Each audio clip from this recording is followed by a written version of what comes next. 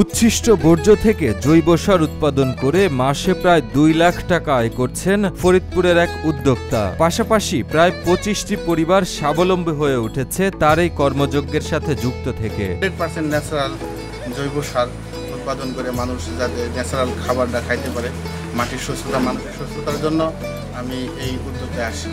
আর এই ব্যবসা আসার পিছনে আরেকটা রহস্য হয়েছে, এই ব্যবসা কোনো ঝুঁকি নাই, কোনো ধস নাই, ঝুঁকিহীন একটা ব্যবসা।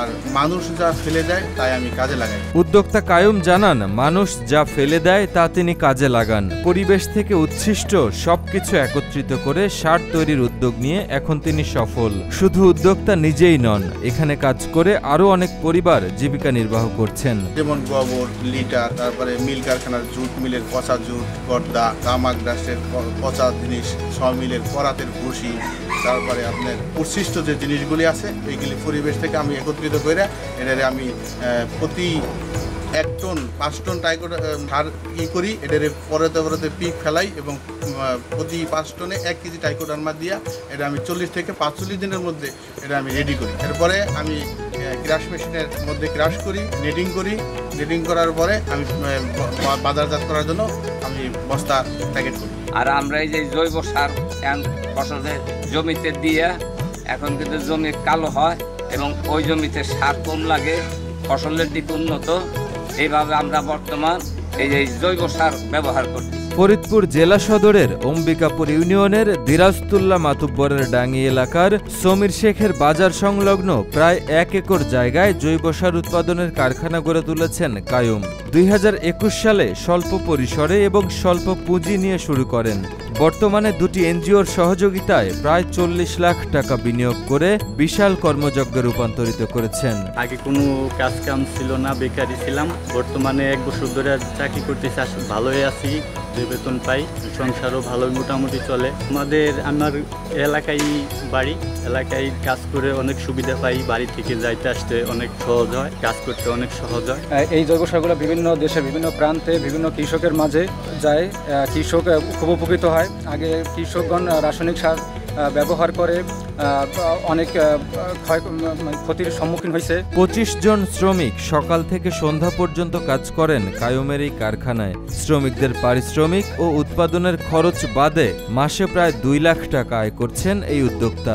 আমি এখানে স্ট্রাকচার দিয়ে আরএম কাঁচামাল দিয়ে শ্রমিক দিয়ে আমার 25-30 জন শ্রমিক এখানে কাজ করে এবং তারা এখানে কাজ করে তাদের সংসার জীবন জীবিকা নির্বাহ করতেছে। আর এখানে আমার 12 থেকে 15 লাখ টাকা মান্থলি খরচ হয়, মাসে 1.5-2 লাখ টাকা আমার ইনকাম আছে। তাই এই ব্যবসা করে আমি স্বাবলম্বী, অনেক ভালো লাগে।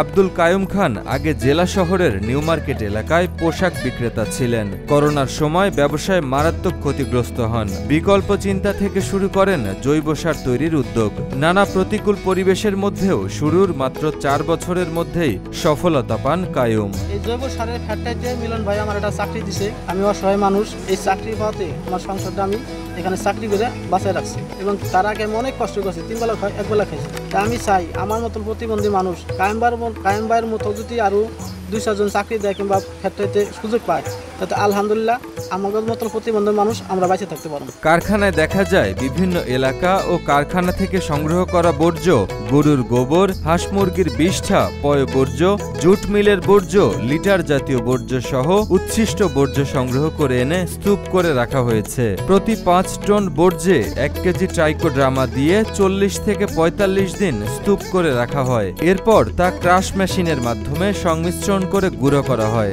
সবশেষে বাজারজাতকরণের জন্য প্যাকেট করা হয়। এই সারের অনেক উপকারিতা আছে। এই সার মাটিতে দীর্ঘদিন যাবত কাজ করে, আর এই সার কম লাগে। আর রাসায়নিক সারের মধ্যে এরকম গাছ মাটি থেকে হইতেছে যতগুলি খাবারের দরকার, নাইট্রোজেন, অক্সিজেন, ফসফরাস, দস্তা, বোরন, জিঙ্ক, এর ম্যাক্সিমামই 16-17টা খাদ্য লাগে, এর ম্যাক্সিমাম এর মধ্যে বিদ্যমান আছে। এবং মাটিতে জৈব ঘাটতি আছে, জৈব নাই, জৈব চাহিদা পূরণ করে এই সার। গ্রামের মধ্যে এমন কর্মযজ্ঞ দেখে সন্তুষ্ট স্থানীয় বাসিন্দারাও। তারাও প্রাকৃতিকভাবে তৈরি এই জৈব সার ব্যবহার করে উপকৃত হয়েছেন বলে জানান।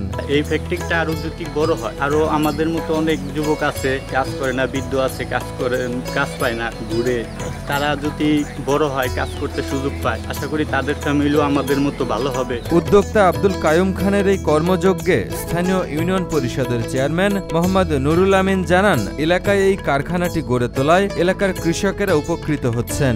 সরকারিভাবে সকল ধরনের সহযোগিতার জন্য পাশে থাকার আশ্বাস দেন তিনি।